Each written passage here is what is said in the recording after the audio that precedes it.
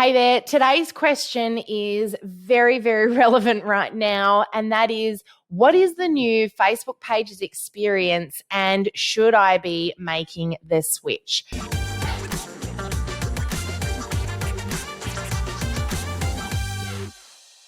So I'm going to answer this question by first of all telling you what the new Facebook Pages experience is and then what you need to do about it.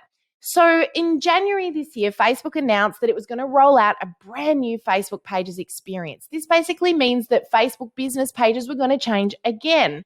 Now, every time I speak to someone about this, they go, "Oh, yeah, no, I got that change." Yeah, you got last year's change. You haven't got this year's yet. Well, if you do, you probably know about it. So what is this new change that's rolling out? Facebook decided in January that they were going to simplify and streamline business pages. They were going to make them cleaner and easier to use. Again, changes. Thank you, Facebook. But there are some fundamental changes that come with the new Facebook Pages experience you're going to want to know about. The first of those is that page likes is disappearing. Yup, you're only going to have page follows. So why were there two in the first place? Well, back in the day, Facebook set up page likes and page follows. It created a lot of confusion, but what this meant was you could choose to like a Facebook page but unfollow it, so you weren't seeing its content but you were endorsing it. The flip side of that is you could choose to follow a page to see what they were up to without liking and endorsing their page. Facebook's decided that that's all a little bit confusing, and for the benefit of the algorithm delivering the right content to people, they've decided that follows are more indicative of people's desire to see that content. And so that is the only thing that you're going to have on your page when you make the switch to the new Facebook Pages experience. So likes will disappear. Now, for most people, that won't matter too much because your like and follow numbers will be very similar. But there are a few people out there, and we've come across some of them already, who have got a very big discrepancy between those numbers. People that have got a lot more likes than follows.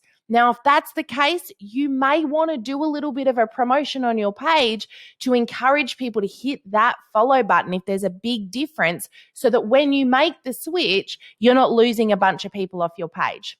The flip side of that is you may think, well, if they're not currently following me, they're probably not my ideal customer anyway, so I'm just going to let them go by the wayside. And that's completely up to you. But it's better to know about it in advance, just in case, so you can make that decision consciously. The other side of this is that when you change over to the new Pages experience, you'll notice a number of tools will disappear and a number of new tools are going to appear. So things like reviews, they're going to go. You're not going to be able to receive reviews anymore. It isn't currently known if that feature will return. And also things like services are going to disappear, possibly temporarily, but for now, we don't know. The other thing is that there are going to be some big changes to the page as well. You're going to have a new dedicated news feed. That is a whole nother kettle of fish that we can go into on another Q&A, but it can, again, create a little bit of confusion.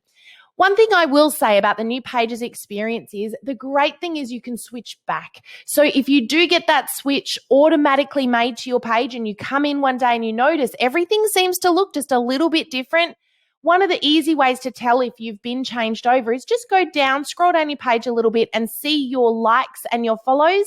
If you can only see follows and likes doesn't appear anywhere, that's one way you can tell that you're in the new Facebook Pages experience. The other way you'll tell is your profile picture will no longer be on the left-hand side. It will now be in the middle. So if you can see your profile picture is sitting in the middle when you're on a computer or PC, then you know you're on the new Pages experience. Now, if you don't love it, it's really simple. Click on the three dots just underneath your cover image, and it will give you the option to switch back to classic Facebook. Do that and you'll be back in your old Pages manager that you've been used to for a little while. So there's a really quick summary. I know there's so much more I could talk about on this topic. I reckon I could do a video on this for a good hour just to run you through all the bits you need to know.